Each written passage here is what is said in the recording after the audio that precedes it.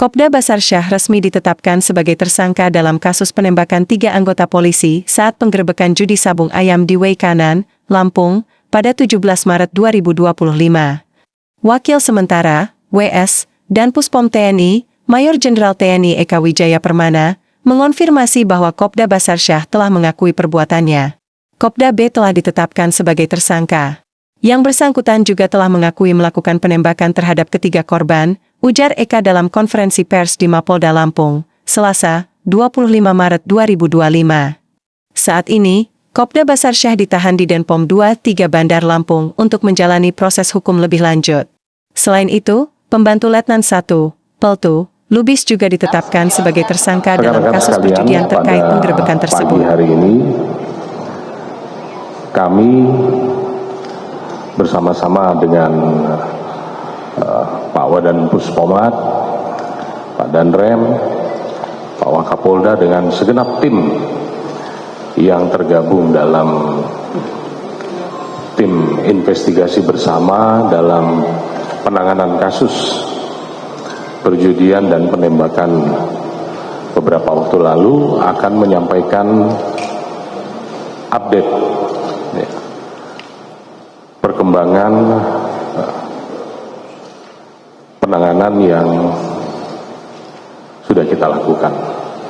Ini adalah sebagai bentuk tanggung jawab, akuntabilitas kami kepada masyarakat untuk bisa menyampaikan secara objektif, secara transparan tentang apa-apa yang sudah dilakukan dan juga bagaimana dilakukan serta apa yang akan dilakukan ke depannya. Yang pertama, saya tidak akan mengulang tentang kronologis peristiwa, tetapi saya ingin menyampaikan bahwa kerjasama tim ini bekerja mencari dan mengumpulkan alat bukti untuk saling melengkapi, untuk saling melengkapi satu sama lain. Baik itu dalam peristiwa tindak pidana perjudian maupun dalam peristiwa penembakan itu sendiri. Banyak petunjuk-petunjuk yang ada yang harus segera ditindaklanjuti.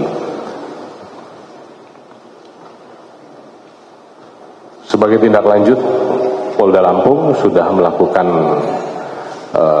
pemeriksaan sebagai saksi 3 orang, updating dari yang sudah dilakukan kemarin.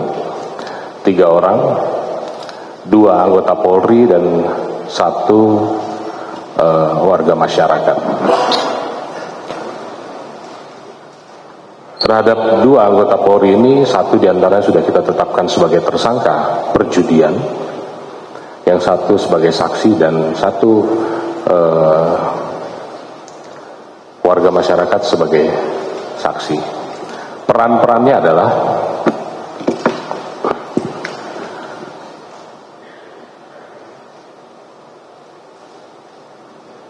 atas nama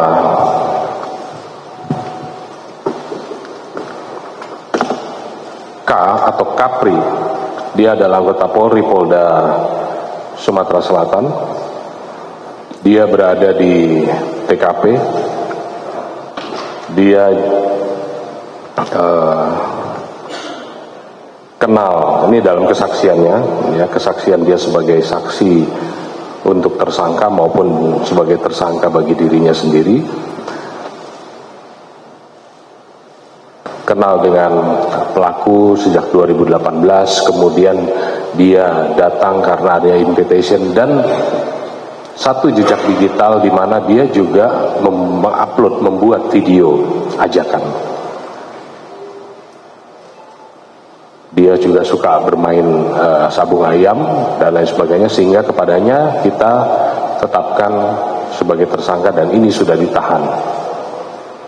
Yang kedua, anggota Polri atas nama Wayan dari Polres Lampung Tengah. Dalam keterangannya, dia mengakui, dia mengetahui bahwa ada undangan kemudian dia bersama beberapa rekannya dari Lampung Tengah menuju ke lokasi. Dia tahu siapa pengelolanya dan lain sebagainya, tetapi jam 16 dia sudah pulang. Sehingga yang bersangkutan kita jadikan saksi untuk peristiwa perjudian tersebut. Kemudian warga masyarakat atas nama Ibu N, ya, yang update-nya Ibu N saksi N. Dia berjualan di lokasi, dia bisa menjadi saksi atas peristiwa perjudian dan juga menjadi saksi dalam peristiwa penembakan. Ini sudah yang saksi sudah kita periksa dan kita lengkapi alat buktinya.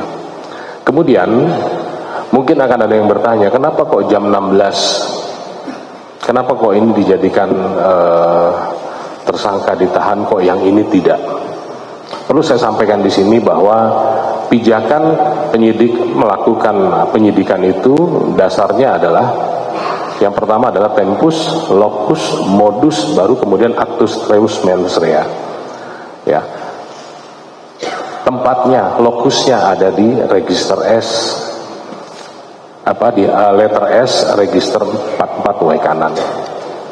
Kemudian modusnya apa? Mereka melaksanakan tindak pidana perjudian dari siang hari. Begitu tempus, nah tempus ini kita tetapkan adalah pada saat dilakukan tindakan pembubaran. Jadi itulah tempusnya.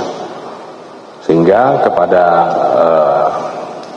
anggota Polres Lampung Tengah tadi yang bersangkutan kita jadikan saksi untuk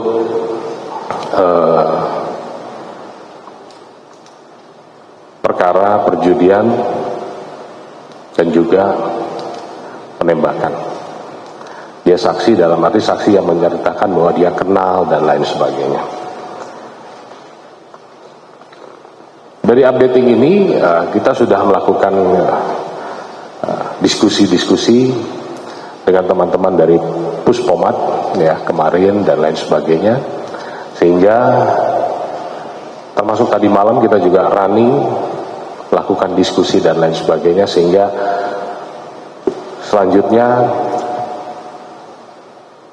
nanti akan disampaikan, akan dijelaskan oleh Pak Dan Puspomat tentang teknis penanganannya. Mungkin ada yang bertanya-tanya ya, kenapa kok belum dan lain sebagainya. Kita pahami bersama bahwa masing-masing punya standar operasional prosedur, masing-masing punya teknis dalam proses penyidikan dan lain sebagainya, yang mungkin ini belum dipahami sehingga ini bisa dijelaskan.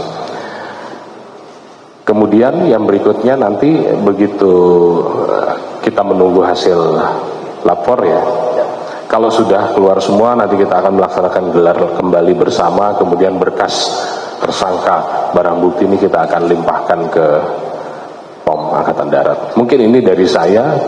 Selanjutnya saya persilahkan Pak Dan Puspomat untuk bisa menyampaikan. Assalamualaikum warahmatullahi wabarakatuh.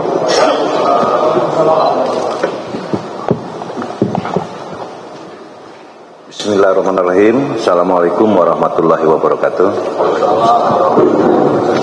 Selamat pagi, salam sejahtera untuk kita semua. Salam, Om Swastiastu, Namo Buddhaya, salam kebajikan. Pertama-tama dalam kegiatan press release ini, pimpinan TNI dalam hal ini adalah Bapak Panglima TNI maupun khususnya Bapak Kasat menyampaikan rasa bela sungkawa yang sebesar-besarnya kepada institusi Polri, khususnya untuk keluarga korban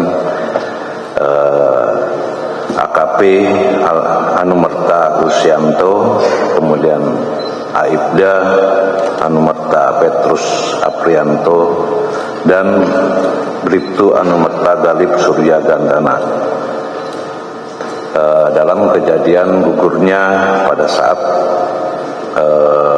almarhum melaksanakan tugas tanggal 17 Maret 25. Kemudian dalam proses penyidikan kami itu kita mengacu kepada acara pidana militer yang tertuang dalam Undang-Undang Nomor 31 tahun 97 tentang peradilan militer. Berdasarkan berdasarkan pasal 99 ayat 1, penyidik yang mengetahui atau menerima laporan atau pengaduan tentang terjadinya suatu peristiwa yang patut diduga merupakan tindak pidana, wajib segera melakukan tindakan penyidikan yang diperlukan. Nah, di sini yang kami ingin sampaikan titik tolak mekanisme dalam penyidikan kami. Mungkin bisa ditayangkan. Nah, inilah mekanisme kami di dalam melaksanakan, jadi tidak serta-merta rekan-rekan sekalian. Dalam hal ini kami urut kejadian tanggal 17. Pada saat itu korban sedang melaksanakan tugas, tanggal 17 melakukan penggerbekan judi. Kemudian terduga yang saat sekarang sudah menjadi tersangka itu menyerahkan diri pada tanggal 18 Maret 2025 yaitu Kopda B. Kemudian tanggal 19 Maret 2025 tersangka kedua itu Peltu YHL itu menyerahkan diri di Batu Raja, sehingga anggota kami di Subdepom Batu Raja yang menjemput dan membawa ke Denpom 23 Lampung untuk segera diamankan. Kemudian pada hari dan tanggal yang sama, tanggal 18 maupun tanggal 19 Maret ini, Dandim selaku Ankum itu membuat surat penitipan terduga kepada Denpom untuk diamankan. Nah, pada tanggal 19 Maret, Denpom sudah mulai melakukan penyelidikan maupun ke arah penyidikan, di mana kita menginterogasi, mencari alat dan bukti dalam kasus pidana ini. Alhamdulillah pelaku mengakui, kemudian menunjukkan di saat dia lari dari lokasi itu membuang senjata di satu tempat. Akhirnya tanggal 19 Maret siang hari anggota Denpom melaksanakan pencarian barang bukti tersebut, dan syukur alhamdulillah ditemukan. Mungkin fotonya ada. Nah, ditemukan di sini. Nah, setelah alat bukti dan barang bukti kami temukan dan hasil pemeriksaan tersangka mengakui perbuatannya, maka dan Denpom koordinasi ke Polda maupun Polres untuk meminta pelaporan secara resmi ke kami dalam rangka untuk menentukan tersangka dan melakukan proses hukum lebih lanjut.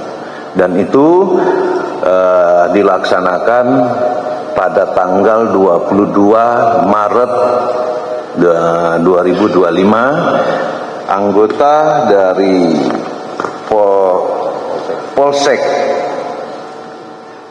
Negara Batin atas nama Aibda Wara Andani telah membuat laporan polisi kepada kami tentang laporan polisinya tentang tindak pidana penembakan terhadap 3 orang korban yang saat melaksanakan tugas. Kemudian Brigadir Polisi Rio Dael Agusto telah membuat surat laporan polisi yaitu tentang kasus perjudian yang diduga dilakukan oleh Peltu YHL. Tanggal 22 ini berdasarkan laporan polisi ini, maka penyidik melakukan SOP-nya atau mekanisme dalam penyidikan itu membuat surat permohonan kepada Ankum yaitu Dandim. Nah, atasan yang berhak menghukum Dandim untuk mengeluarkan surat penahanan sementara dalam rangka proses penyidikan.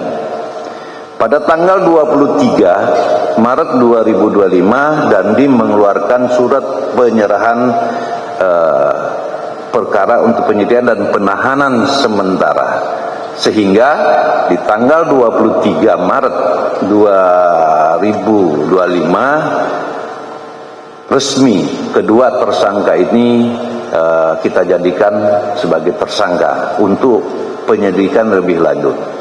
Kemudian setelah Denpom ataupun Pomdam 2 Sriwijaya menerima laporan tersebut, maka kami laporkan kepada Bapak Kasat, dan Bapak Kasat memerintahkan kami untuk melindaklanjuti, membentuk tim supervisi dan percepatan dalam penyidikan ini.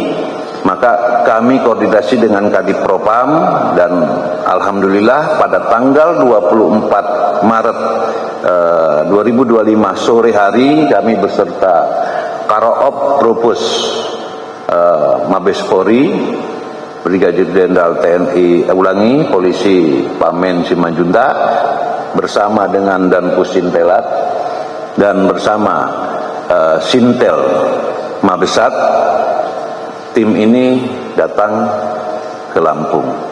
Kemudian malam hari kami membedah permasalahan apa saja, apa mungkin yang akan kita lakukan ke depan, sehingga di tanggal 24 kemarin kami memohon kepada Kapolda untuk melihat hasil dari rekan-rekan Polri seperti apa, hasil dari kita seperti apa, kita padukan.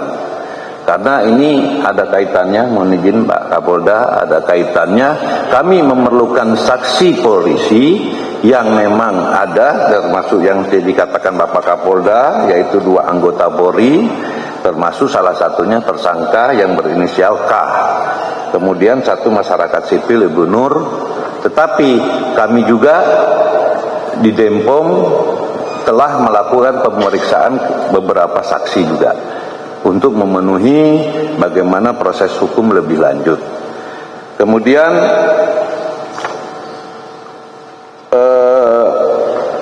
di dalam penyelidikan ini, dalam pelaporan polisi, ya, untuk Kopda B itu disangkakan pasal 340 dengan Dionto 338. Sementara untuk tersangka P2 YHL itu adalah laporan polisinya disangkakan di pasal 303 KUHP.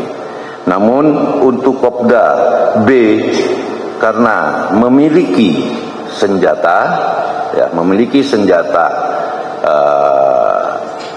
pabrikan tetapi bukan organik, saya katakan itu akan kita lakukan undang-undang darurat juga tentang senjata. Jadi percayalah rekan-rekan sekalian, kami akan profesional, akan melakukan kerja dengan baik. Apa yang menjadi prosedur tetap kami jalankan. Kemudian